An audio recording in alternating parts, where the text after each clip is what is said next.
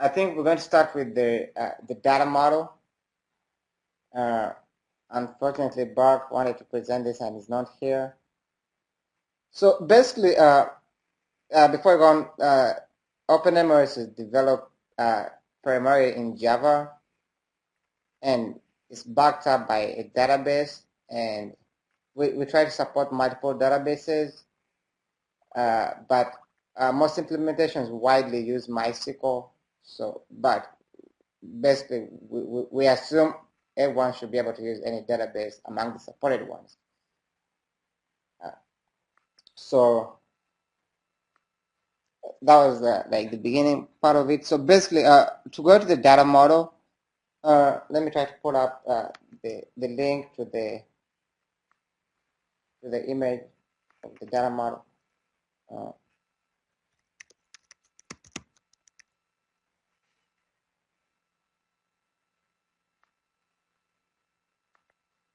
So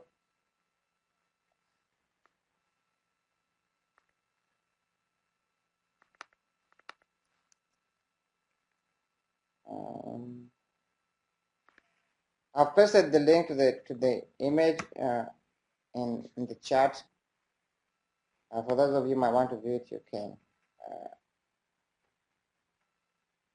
you can go there. And so there are multiple database tables in the database, and we probably won't go through all of them because as you see, it's quite many of them, but we'll probably talk about the core tables, like the central tables, and basically at the heart of the data model is the concept, and it's backed up by the concept table. So basically, in OpenMRS, you have a concept of a dictionary, and you basically, for instance, we have, say, there's a patient, because basically OpenMRS is like a patient-centric system. So basically, there's a patient goes and visits a doctor. Originally, we used to say they would have an encounter with the doctor or physician, and the physician would do whatever they're doing, and they would take down like what we call observations. Like basically, they would say test your high blood pressure and take down the measurements, and they would take your temperature and take down and put down the measurements. So basically, in OpenMRS, you do not find in the database something like, oh, this patient was diagnosed of say having high blood pressure. Nope. We basically we have what we call a concept dictionary, and the dictionary, you enter terms in it, and these terms they're basically coded that way. And like an implementation would typically say for the word concept, so malaria, we have this code, and that code is linked like to a terminology, and that's what we use in the system. So basically in the system, if you go to a user, so if a doctor and they take your blood pressure, what the doctor enters basically in the system, they will say they're pulling up, say, blood pressure, but in the system, what is stored is a reference to a concept, which is typically like a code, and even the answer is literally going to be like a set of codes, like, well, depending on the type of concept, like those that are numeric, the way you put in like numbers, those of course we don't code that, but something like true or false, say, or are you married? The possible answers are true or false. Yes, I'm married, or no, I'm not married. So basically what we store is a code that references a concept that is yes or no. I don't know if that makes sense. So basically the concept is at the heart of the data model. So as I've mentioned, we store patient data, like their demographic data, things like age. We store those in the database. So in the database, there's a person table and the patient table. Patient from the in Java basically is like extends person. So basically every patient is a person. And so we have a person table that is linked to the patient table, where we store basically data about the patient. And then we have what we call a concept, as I've said. So we store like concepts in the concept table. Concepts have names. These are like the name table is joined with the concept table. Like you pull names of a concept from another table. We have mappings, like a concept map table where we're able to map different dictionaries together, because a word like malaria in one dictionary Could might you be blow something that up else, larger, and please? another dictionary is say something else, where it's called something else. So you should be able to map the two dictionaries to be able to link. Could you make that larger, Sure. please? Yeah. Even larger. So, Wycliffe, I'm sorry for being a little late here. That's fine. um, Yeah. You want to take over the data model? so the focus. Yeah. So basically, I've gone Sure, through the sure. concept uh, and patient and person tables. So probably you can proceed from there.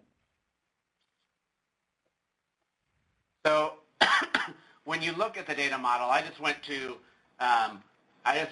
go.openmrs.org/data model, one word, and it takes you to a data model page. And from there, you can get to an image of our data model. There's a lot of tables there, and actually, one of the reasons that we created OpenMRS was because a lot of the systems we went and looked at had a lot of tables, and we couldn't get our head around all of them. And so, so now here we are, growing up and growing over time, and sure enough, our number of tables is expanding. But at the core, and I think what Wycliffe was walking through, is that we're an electronic medical record. We're focused on patient-centric information. So we're gathering data about patients. It might be things like vitals, like blood pressure and pulse and what their temperature is, but it could be things like how many children do you have, or how many cows, how many cattle does your home own. So it could be anything from questions to, what diagnoses do they have, what types of symptoms do they have. So clinical information, basic information about the person, answering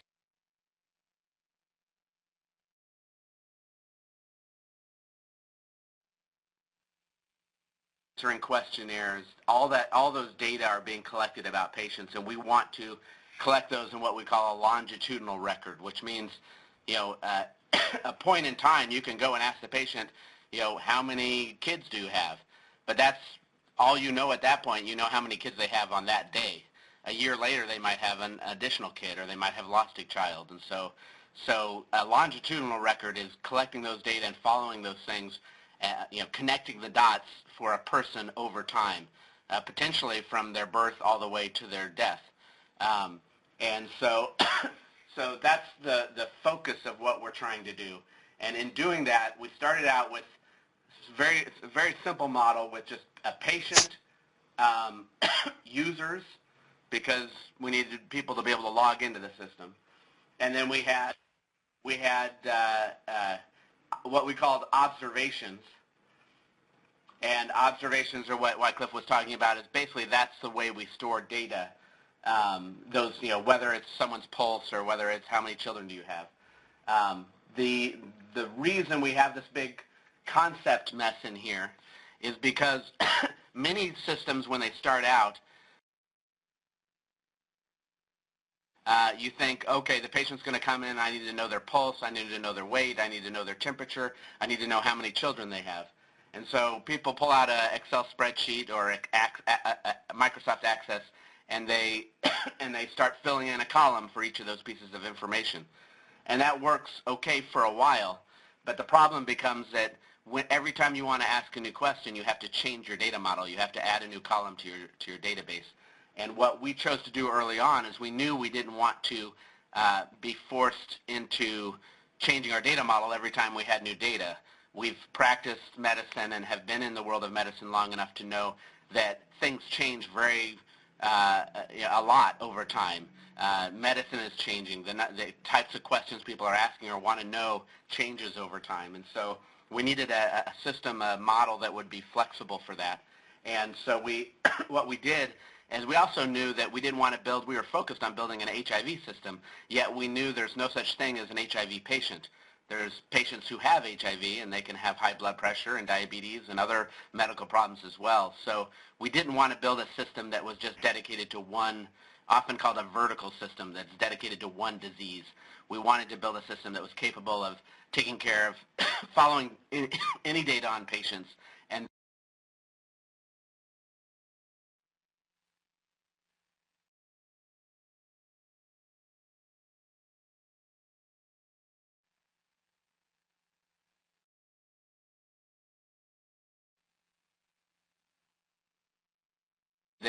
and then let it be used for specific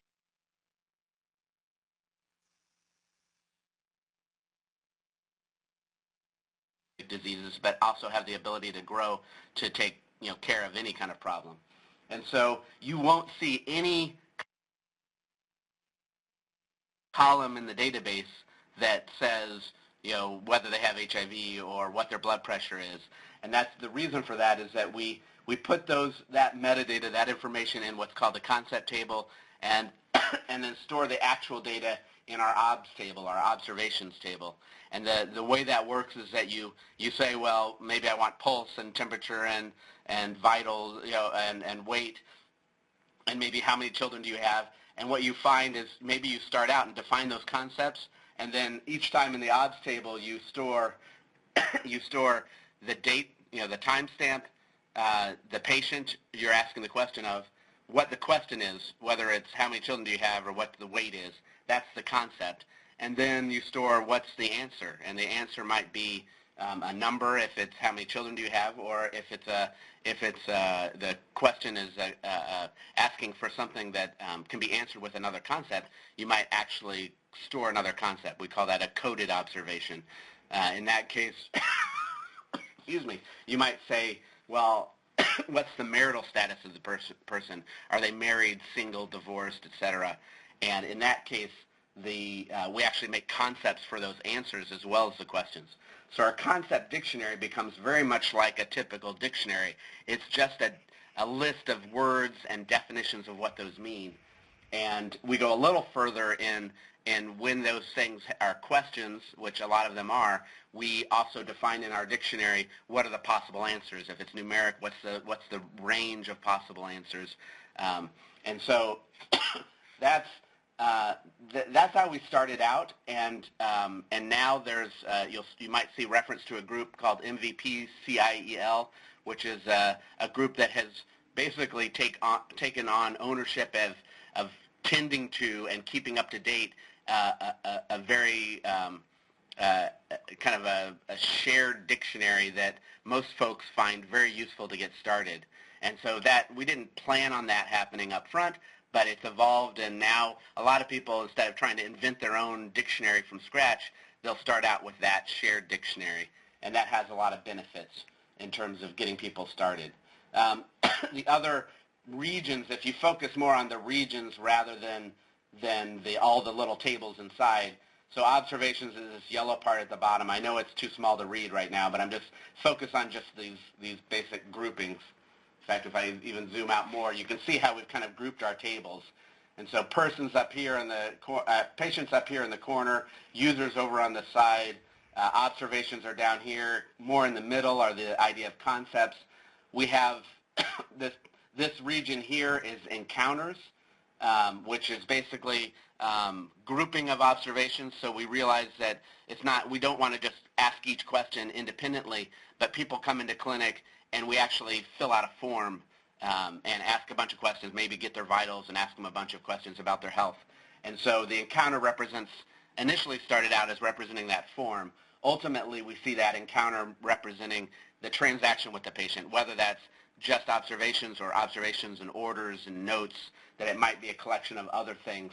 But that's basically that encounter represents you sat down some provider, someone in the healthcare system sat down with the patient and asked a bunch of questions, or it might be that a group of laboratory results came from the lab system all together, and so that grouper of observations is an encounter. And then, and then now it's too small for me to even read. So when we had users and patients, we realized that we also wanted to underneath them put person, and that's what the group is up here. And then, and you know, things have evolved obviously over time. This is kind of a workflow table. You don't really need to bother with that. Orders is something that we're actually working on now. And then forms was a mechanism to start collecting the data in kind of an organized way, and that's evolved over time.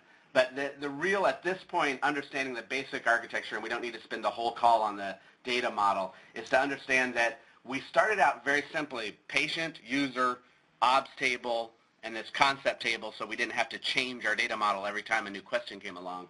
And then little by little, those 4 or 5 tables grew to have more and more around them. And so that's where, when you go in, look at now our concept table, it's not just a concept table sitting on its own, but it's surrounded by all these other tables. And if you look a little closer at what those things are, well, we split out the actual name of the concept so we could do internationalization, localization of names and descriptions. We have mapping terms, the thing Wycliffe was just referencing before I rudely interrupted him, of mapping to external vocabularies. Tagging of concepts, just for basic categorization, keeping track or mapping concepts to when they represent a specific drug, more detail about which types of or forms of drug are available. So a lot of that, the kind of richness and kind of complication of additional tables has evolved over time as the system's been exercised. But I think what we could do, Wycliffe, is maybe you could take over the screen. We could take one of these ideas, one of these domain objects, and kind of trace it up the tree. So before we jump into that, do folks on the call, do they have questions about what we talked about so far? I have a diagram of that tree that I put a link to in the chat.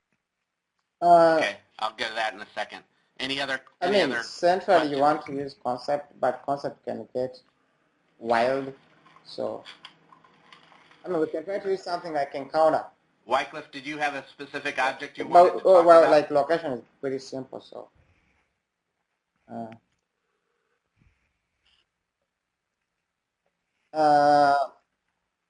Yeah, we have a location service. Yeah, why don't we do something simpler?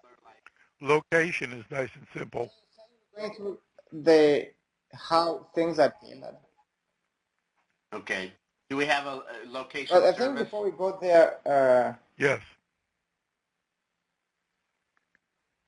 Just want to do we something that we have. Talk about the it's got a full stack. technology stack, and then we get there. So what we're talking because there are things that will come in that where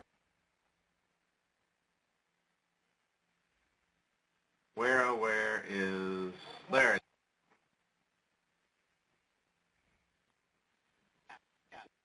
Yeah. So So just to get people oriented first, before we start the tour, I wanted to say, so here we are. We started with the data model, talked about the basic types of things that we're involved with.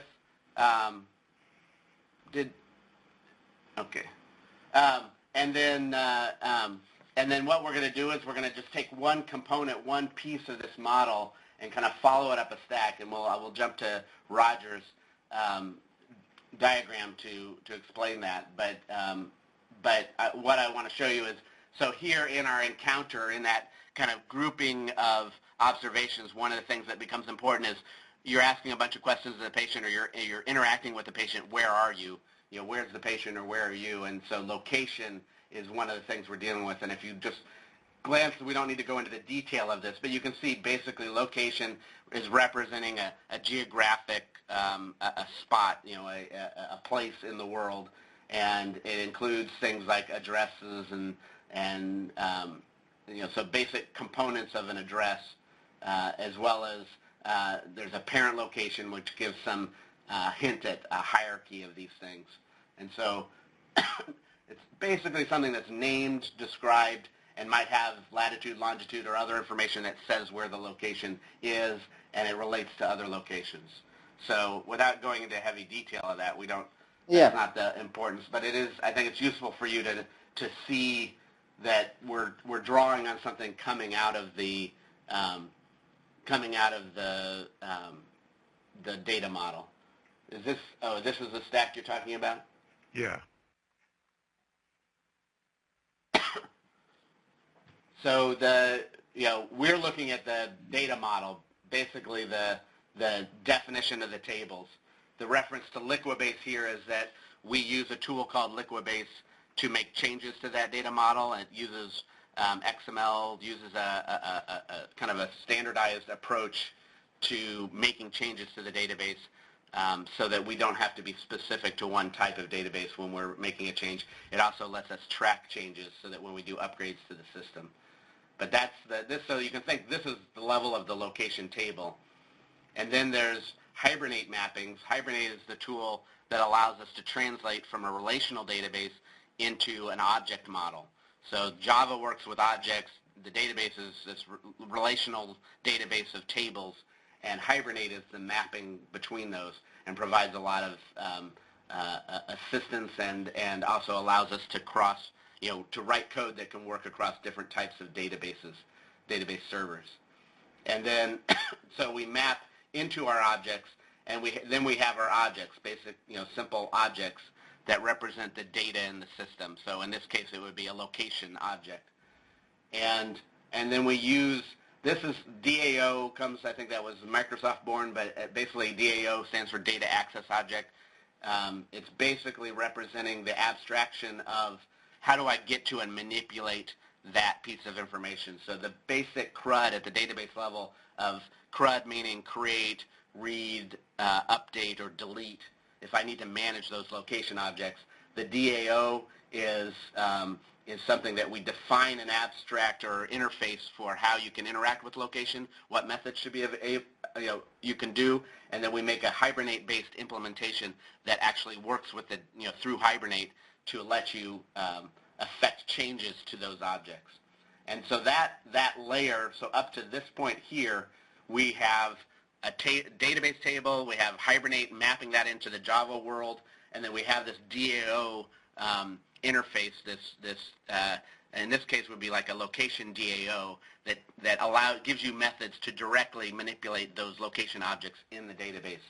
And the layer above that we call our service layer, and that's where the business logic, if there's anything beyond just creating and deleting, but some knowledge, some magic of what should be done in an electronic medical record, the notion is that would happen in the service layer. And again, we create an interface, an abstract layer to say, here's what a location service should do, and then we implement that, and that gives us the freedom to do mocks or for testing, or to introduce, if we need in the future, different implementations of that service. But at this location service level, then we're dealing with kind of the business of how do you now at a higher level work with locations. And so when you get to that level, so now we have the service level, now we've got the API, the programming interface, where these services are available for locations, persons, patients, users, encounters, observations, all the different parts of the system at a high enough level that programmers can start to work with those without having to worry about all the detail of what's happening under the hood in terms of the database. And the intent starting out was if we, at the bare minimum, if we could create a database that could represent a medical record and get this API built up, that at the bare minimum, even if we failed at creating a decent web application, that people could start sharing that platform. And if we all worked off that same API, that we would, it would take some early energy up front to build it up to where it's useful. But once that exists and people can start sharing it, that then we have something that, a tide to rise all ships, that people can start there instead of having to start from scratch every time. And so that was part of the initial intent. And where we've come now, now we've got web application, and we have things like REST access, which basically allows these objects that are down in the database to be expressed as resources out in the web as RESTful resources. Yeah, but still, there's still something we're still skipping. So just to quickly reiterate through the stack of the technologies we used. So as Bob mentioned, we use Hibernate for ORM, that is object relational mapping. Stack, and I think we use Liquibase for like managing database changes, basically at the DB level. We use Spring for AOP. AOP is aspect-oriented programming. We'll come to that, like what that actually means. And then we use Spring also for MVC. I don't know if how many of you are familiar with the term MVC, but we'll go through that quickly. We use DWR for basically having like an implementation of Ajax in OpenMRS. So basically, in the UI we use jQuery with DWR basically for Ajax. And then we have a module architecture that is our own custom like architecture of a modular approach.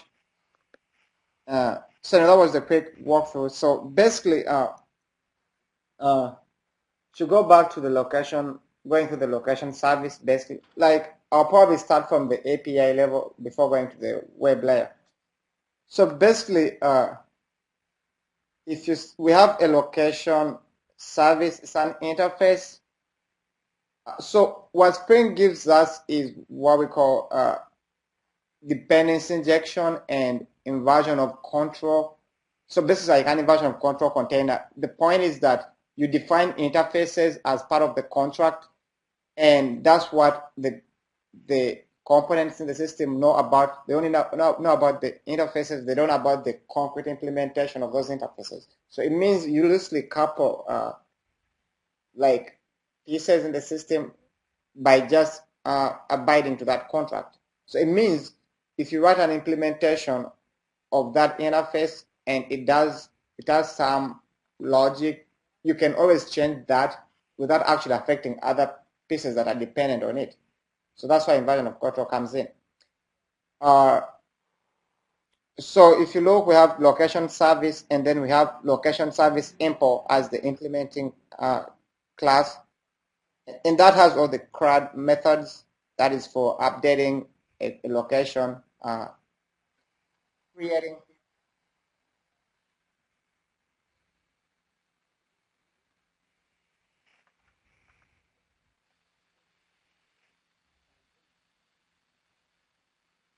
Sure.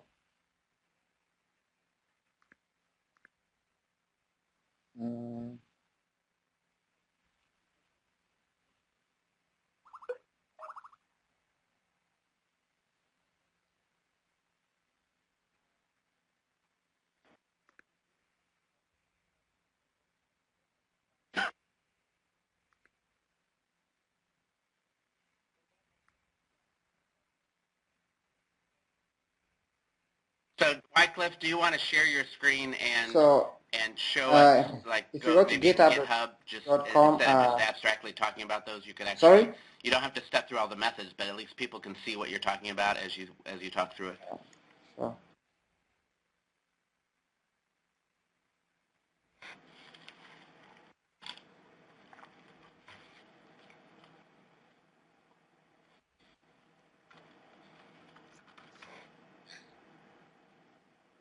So I've tried for location service. Sorry.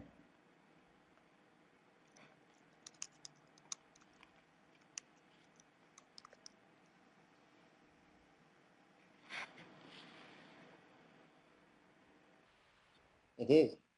Oh. Maybe control plus. So location service. A couple times so that it gets basically, there's is a service superclass called OpenMRS service that all services are supposed to extend. So if you notice, it has a DAO that is injected by Spring. This is defined in an application context. This is a Spring descriptor file where you define your beans, and beans are just like objects, and these are all singletons. So basically, there's a location DAO that actually the location service delegates to actually fetch or do whatever it has to talk to the database. So that location DAO, as long as you have a setup for it, Spring will automatically set the DAO on it. And that is all defined in the application context. Probably I'll put it up real quick.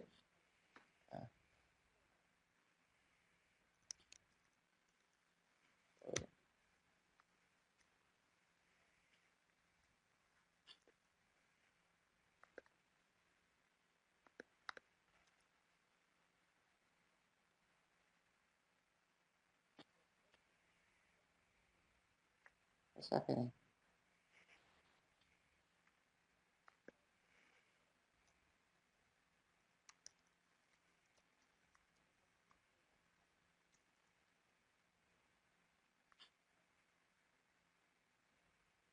So I'll quickly find the location site.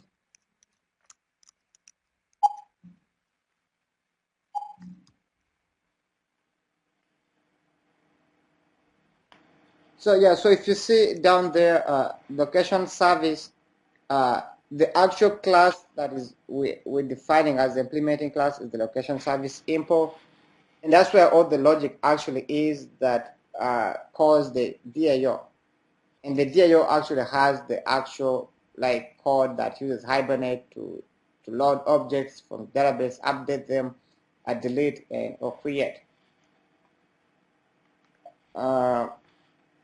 So then we have a mapping file. We'll pull out real quick location service. So location.xdl. This is a Hibernate file that basically maps the location object to the location table in the database. We won't go through the details about this file, but if you go to the Hibernate docs, you basically get the details about Hibernate and what everything in this class in this file means. So basically, you tell Hibernate that I have a location class that I want stored in the database, but I want to store the data in this table. This is the primary key. These are the fields that I need to be able to map with columns in the database. You define all this in this file.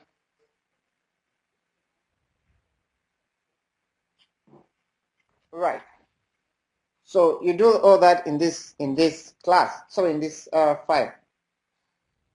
So with Hibernate, all you need to do is just say save location, and it will automatically generate the SQL for doing the correct update or insert or delete, whatever you're trying to do. So, well, the mapping can get a little more complex. Like there are things that what we call associations. Like for instance, you need like a location cannot set tags. There's a way you're able to tell Hibernate how object properties like in Java. What are the tags that are associated to a location? The mapping of that can get a little complex, but all that is done in the location and so in the mapping files. We won't probably also go through that. So basically at the API level, you have a location service. There are other things around the location service. Is what we call AOP, that is aspect-oriented programming. The idea is that there are concepts that you have in the system that cut across, that basically cut across the system, say like logging or authorization. These things basically they apply to every service. So with AOP, it lets you like define points where you want the AOP to be invoked prior to calling methods on a service. So currently we have 3 of them. There's authorization. That is when an external caller calls, say, location service dot save location, AOP is responsible for checking that, sorry, the AOP around that service method, or basically it's supposed to check if actually that person is authenticated. Currently it's supposed to be a thread to see if it's authenticated. There's someone who's authenticated with the right privileges to do that operation. It also, that is, I think, authorization service, no, authorization advice. There's also logging advice. Currently, what it does is just to log that someone called that method, and it writes that to the logs. And also when they exit it, it logs that. Then there's also required data advice. For instance, we try to make it simpler for developers. Like if you're creating a location object and you're trying to save it, there's data that is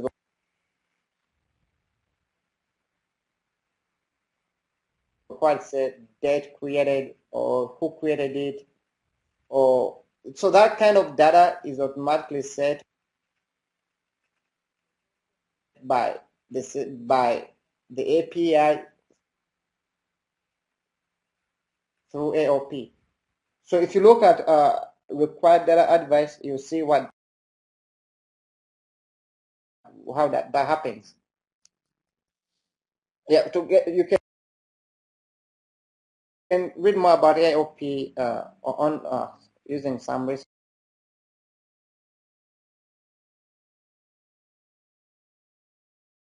on the internet. You see, but you'll be able to find details of how you set it up and basically the whole point behind it.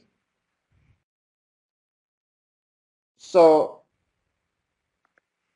that's the AOP, and then I think we've talked about AOP, how things are mapped in the database and the main objects, objects, and also how dependency injection works.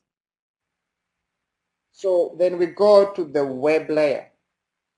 That was the API. Now, if we go to the web layer, so basically, when a user, say, is trying to edit a location,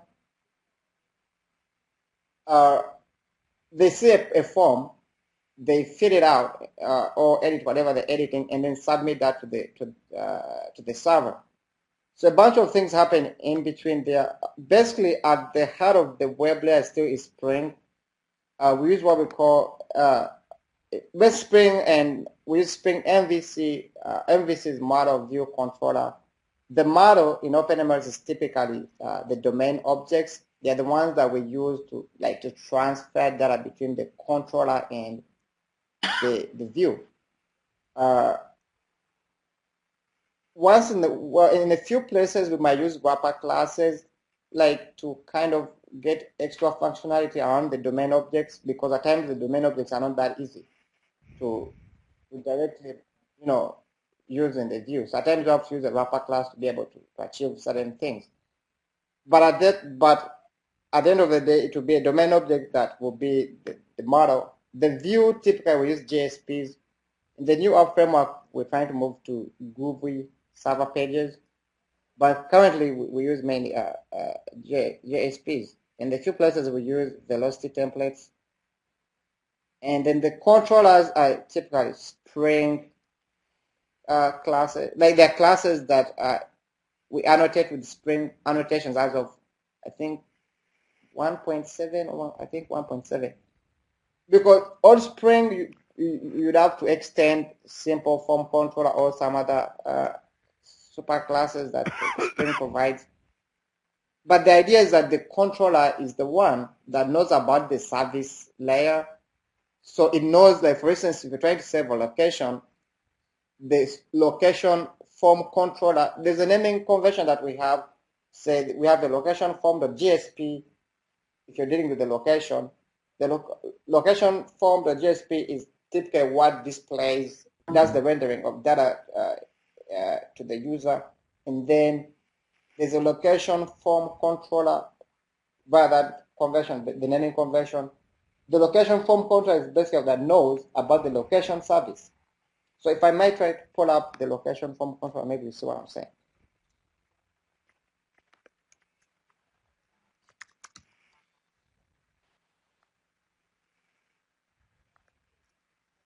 So as you see, if you look through this code, you find that say if you on submit, somewhere this controller knows about the location service. So it knows how to tell the service to say if you're editing a location, how to pull up the location that you want to edit, and then it will pass that to the view, that's the JSP, and then the JSP will automatically render the content. And then when you submit, the same thing happens. Spring, there's a configuration file that you write to tell Spring how do you map, say, a request that has been made from the location form. How do you tell it which controller to call? Because you need to tell Spring how that happens. Typically, if you go back to the Spring, there's a file called Spring. Hold on. I think it's OpenMRS applet.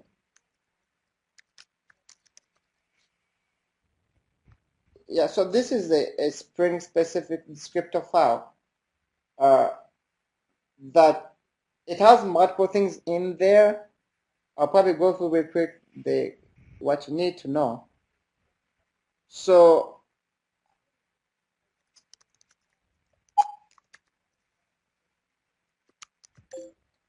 as you see, the location form is mapped to the you tell it that URLs that are coming, because if you look in the web app, you notice that the URL that points to the location form is up, well, minus the context path is admin location/location.form.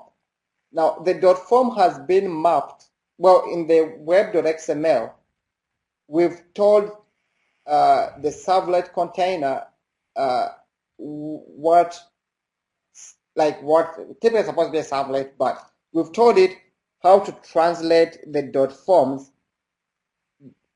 to whereby it's able to tell that if a request comes in and ends with .form, you will call the set the location. Look, it's supposed to be a Spring controller. That's not really the case. I think it uses what we call this default request to view name. There's a Spring class that basically what that class does, it gets the location.form, strips off the .form, and then it will look up a JSP named location.jsp. Typically, that's what happened by default. You look up location.jsp.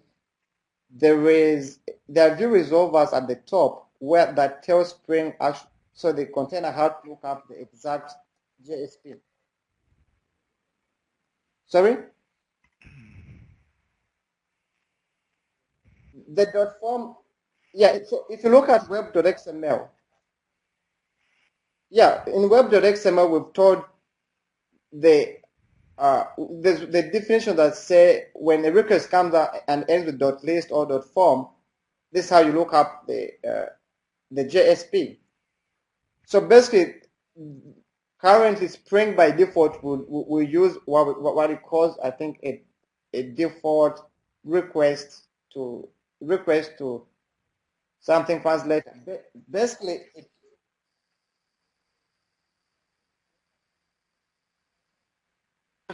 This is something that we set up by our own convention, right, Wycliffe? This is something we set up by our own convention. We came up with the notion we wanted things dot.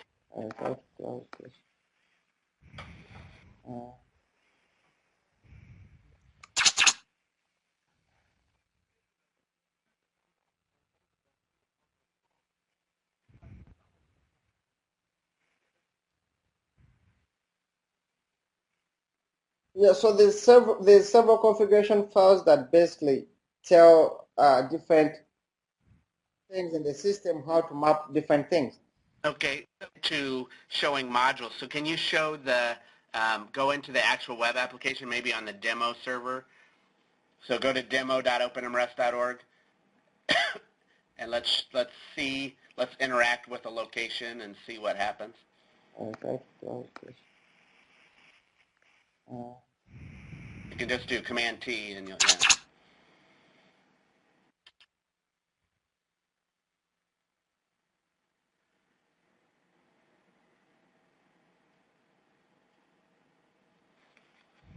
Yeah, so there's several configuration files that basically tell different things in the system how to right map up different for me. things. I don't know. Try refreshing because the demo came instantly for me.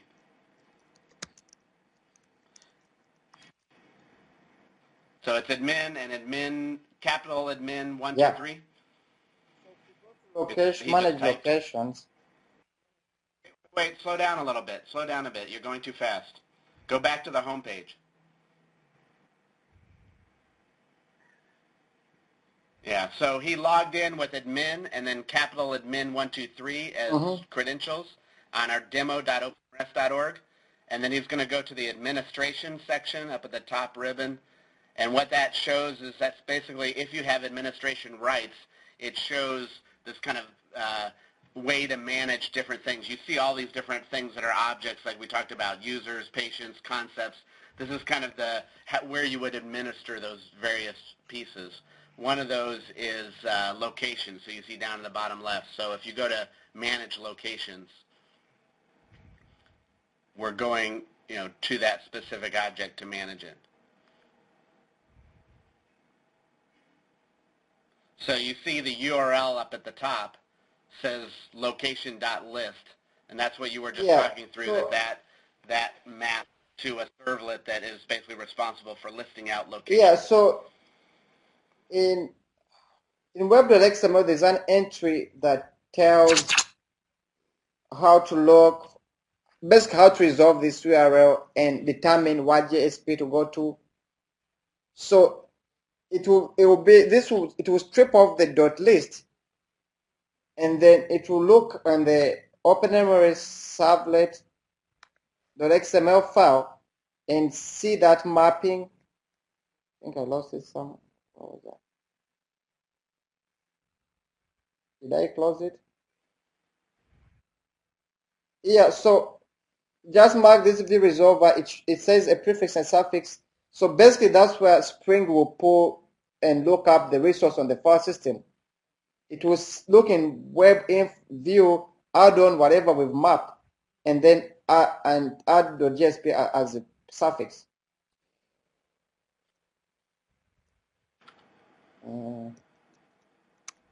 Yeah, so you see the location list. So given that we have basically Spring will see this and will add the suffix, prepare the location list, and then prepare the .gsp, which will translate into location list.gsp, and that's the view it will display.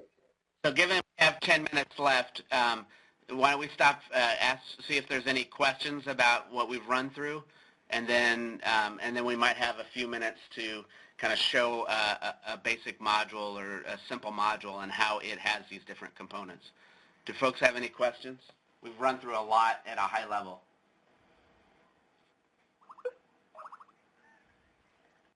Let me look in the chat. Maybe someone might have. Does anyone have any questions so far? I know we've tried to go through this very quick. Probably it requires more time than what we allotted.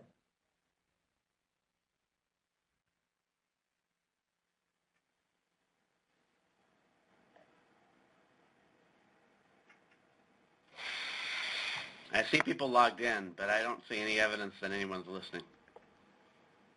Someone is typing in the chat. It says you can hear. Yeah, it looks like there are no questions. That might be Roger snoring. Okay, so no questions yet. Most of the other guys are okay. Okay. So maybe you could show, since we only have a few minutes left, you could go through, take a very simple module, the simplest module, and just go maybe on GitHub and look at its code and see how how it has these different pieces. So from defining its data model in Liquibase to Hibernate to the service, up through the DAO and service level. I'll probably look up which one.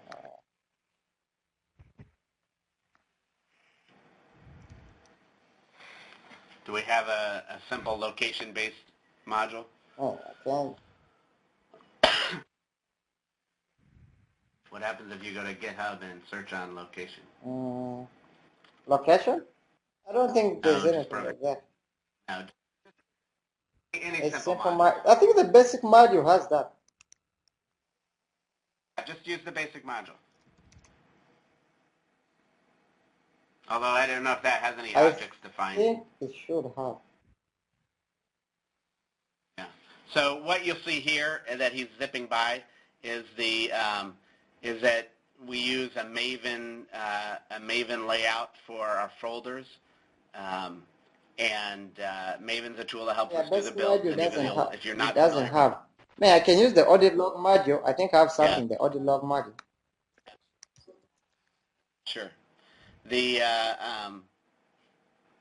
And so this API and OMOD, hopefully we want to change that to API and web, but that will come with time.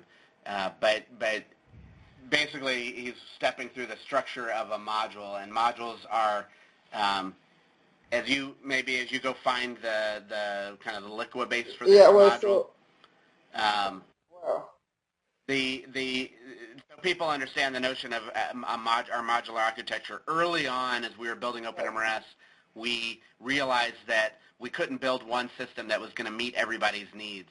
And so very early on, as we started building out and getting an actual working web application, is we built in a modular design so that people could introduce new functionality essentially through a jar, a zip file. We call it an OMOD, OpenMRS module, and that's basically just a jar file or a zipped file with a bunch of Java classes in it. You can introduce that into the running web application, and it will unzip it, install it, and invoke a startup method, and basically allow that module full access to this whole architecture, so that it can alter any behavior or add new behavior. And that modular architecture is really what allowed us, and letting it be as free as possible in terms of what it can do with the system, has allowed us to grow where people can see, well, this meets 80% of my needs, or it meets half of my needs. But using modules, I can put these few modules together and get everything I need. And if there's something I'm missing, I can do a little bit of coding. I don't have to code an entire medical record system, and I can do a little bit of coding and get that new feature in. And people have used modules from the simplest, just changing a small behavior of how the system searches, to a completely putting a brand new face on the system. We have one group created a patient portal, and it took over the UI, and the system looks completely different. You wouldn't even recognize it as OpenMRS, but that's done through a module. And so there's a wide variety of module usages, but most of the summer of code projects will be done within modules. And so maybe now you can show them the pieces real quickly.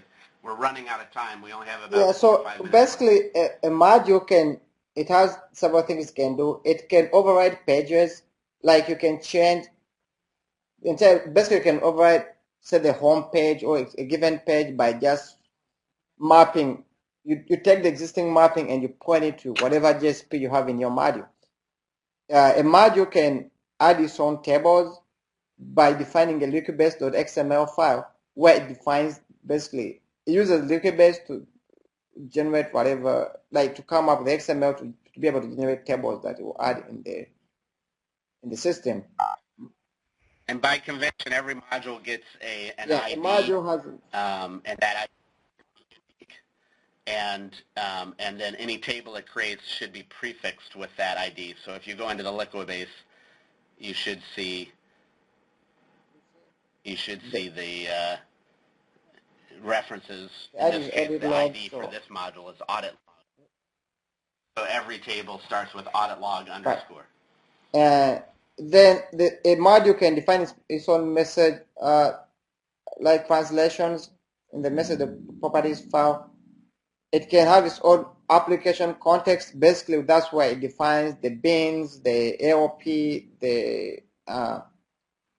you can define its mappings and everything. Basically, whatever you can do in the app in Spring's application context.xml file, you do it from your module application context.xml.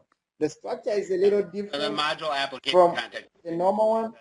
the way the module interfaces with Spring. Yeah, so there are various examples that you can look at and see how you can wipe the bins in your module application context.xml file.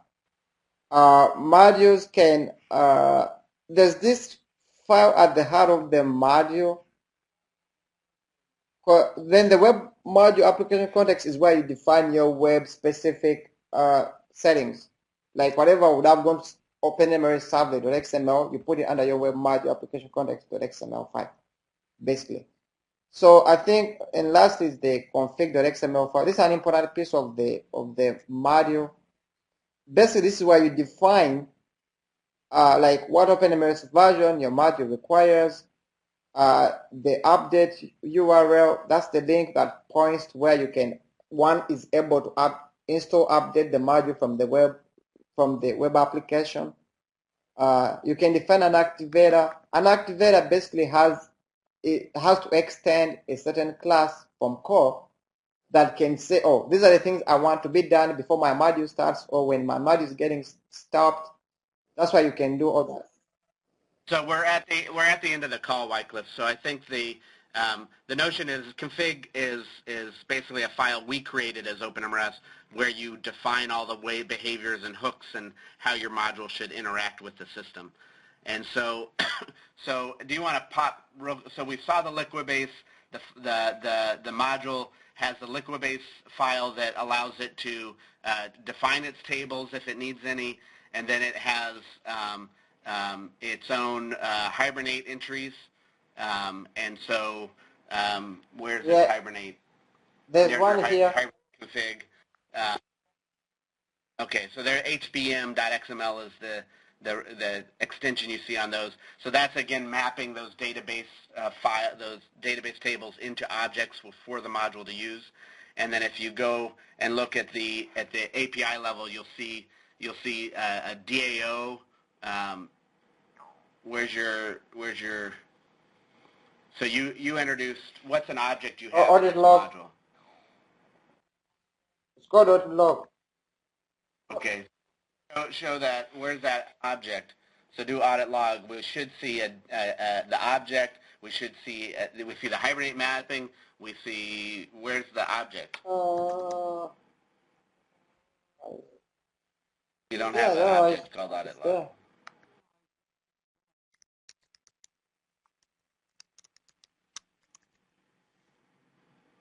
Oh, this is not bringing it up.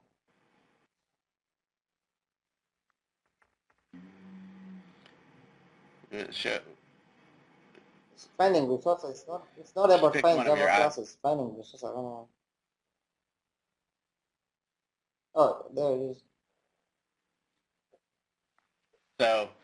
So there's, you see, we don't have to look into it. So there's an audit log object, and then you'll have a DAO.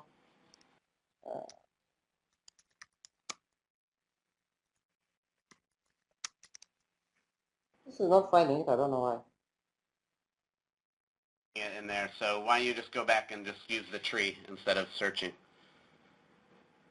So there we should see the object for his audit log object. This is just for his module, an object he wanted to introduce to OpenMRS. And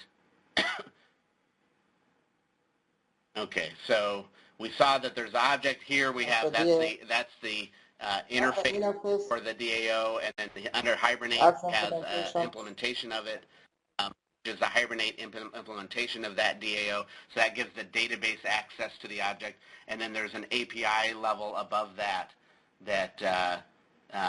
So if you just click on API, there's your service. So that's the service level, and that would provide the methods here, there's the implementation of it, and that defines and then implements the methods needed to actually, at a business level, interact with these audit log objects. So it's the same model we've used in OpenMRS. You're kind of mimicking in a module. This has been a real whirlwind tour of the architecture. Hopefully it's been seemingly a little bit helpful for folks. If I wanted to continue this overview, what would be the best resource is a question. There are, ideally it would be the going to OpenMRS and looking at the searching or looking at the developer's guide and stepping through the architecture. Those pages are probably a little crusty and semi-useful. The data model is definitely accessible through the web. I think probably I would say the most effective way would be to use the module archetype. There's a Maven tool for creating a module. We can quickly link folks to that just to create your own module and start playing with it. That's probably the quickest way. And then talking to folks on IRC. We are very interested in improving our developer documentation at this point. So feel free when you're on the wiki, if you see clear errors, to just correct them.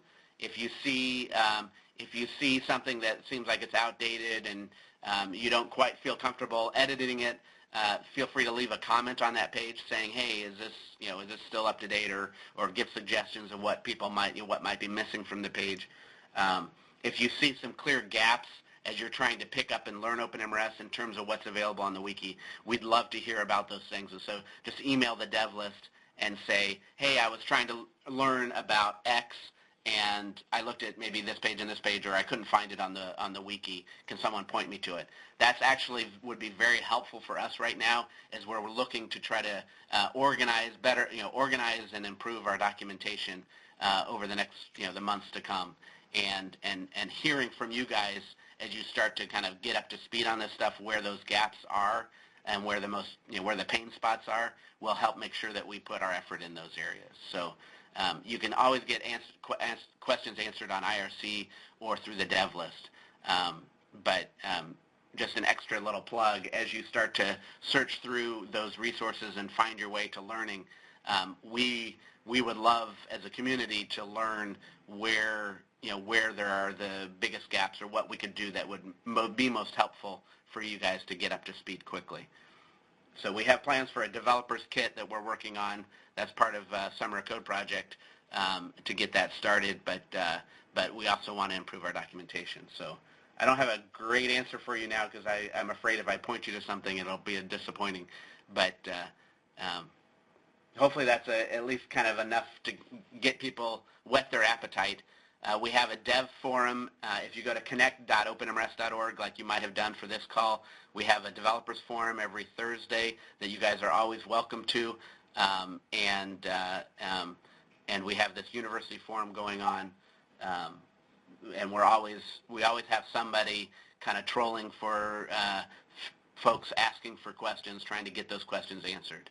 So don't hesitate to as you kind of dive in to ask questions, because there's probably, if you have a question, surely there's 10 or 50 other people that have the same question and haven't taken the trouble to in one of those forums. So thanks. Thanks guys. Thanks, Bob. I'm gonna have to run, so cheers. Okay.